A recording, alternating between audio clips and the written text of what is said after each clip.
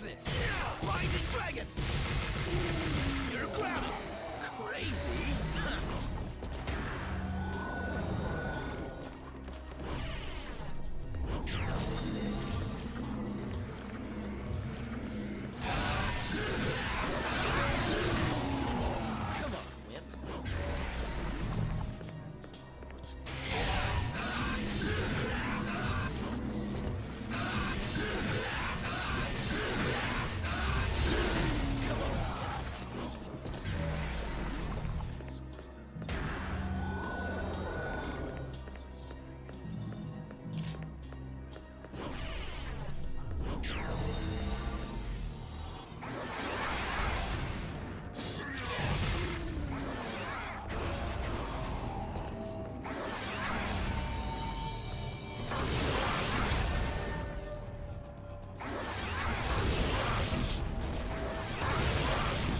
Come on, Whip.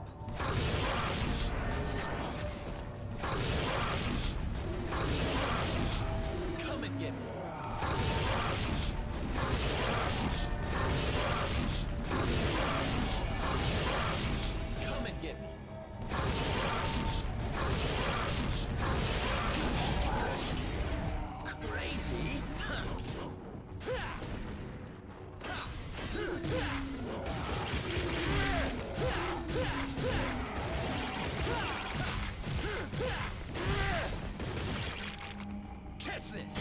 Rising dragon! Crazy!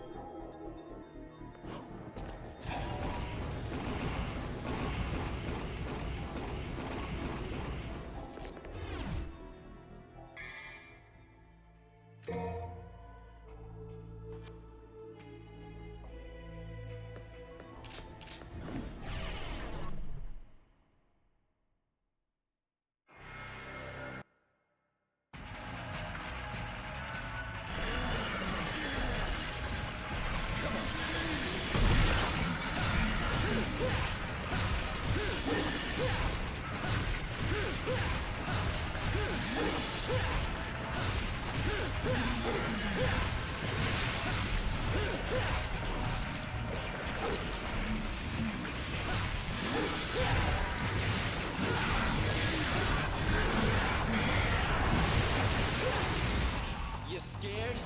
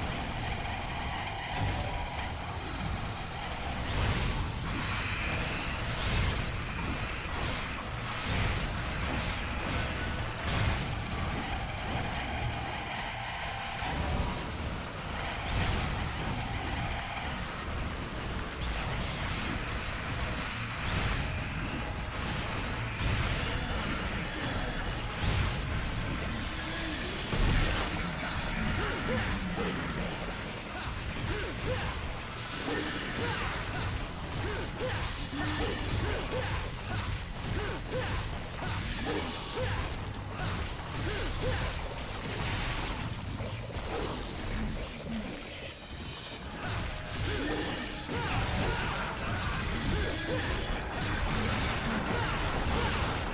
and get it.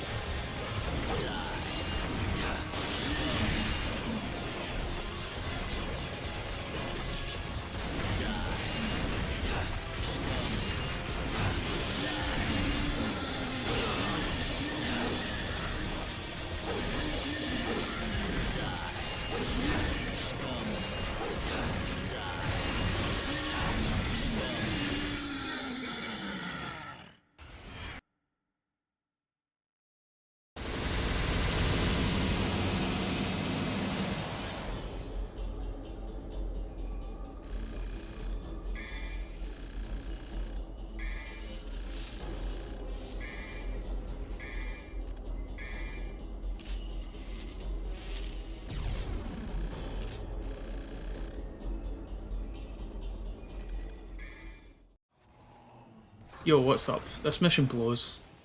Has some serious apprehension coming into this one because Arkham is just a truly terrible boss fight, but I ended up taking him down pretty quickly.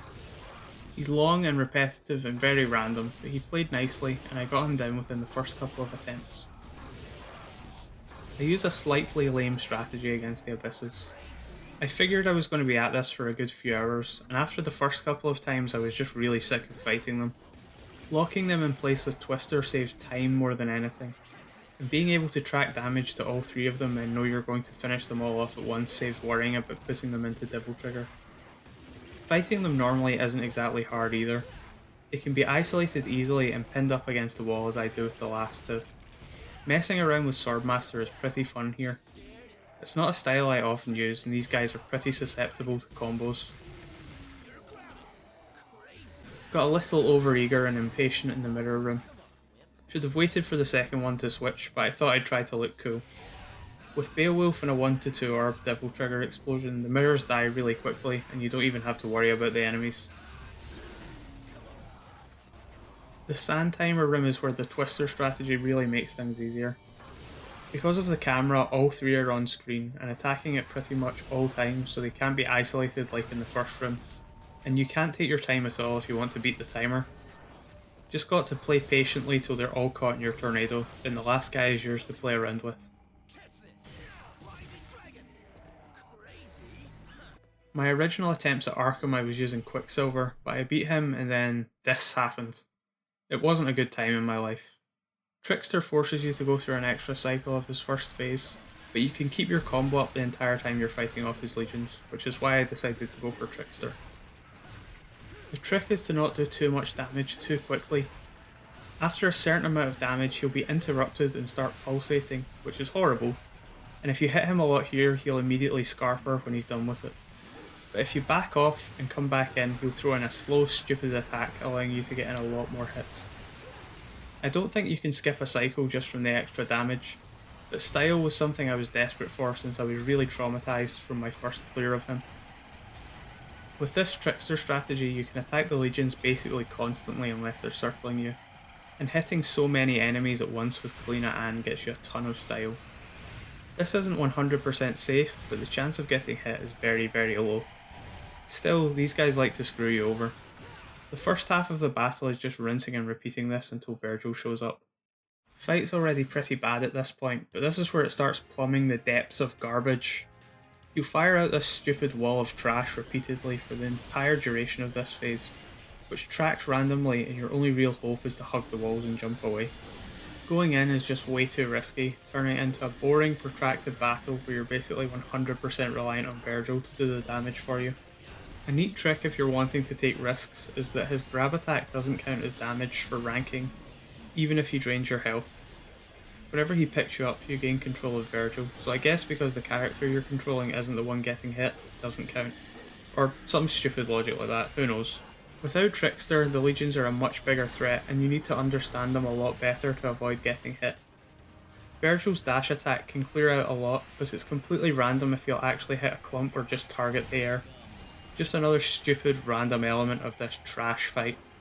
I don't like it if you can't tell. When you're this deep in, you want to only attack the legions when you're 100% safe, which results in a lot of running around. My rule was basically paying attention to that sound they make when they circle you. Whenever it starts or stops, you're entirely free to get a rocket in. While they're circling, they can attack at any moment, but when they just start it or just end it, it's completely safe. If they're appropriately clumped up while following you, it's safe to get one and then two. There's not really a way I can explain what lets me know it's safe, just an innate feeling when they're blobbed in a certain way. Repeat this for 4 hours and he finally goes down. It's a shame one of the coolest set piece moments in the game is attached to this. It would have been really cool to get to do some sweet combos with Virgil, but oh well. Thanks for watching guys, on to Virgil, let's close this one out in style.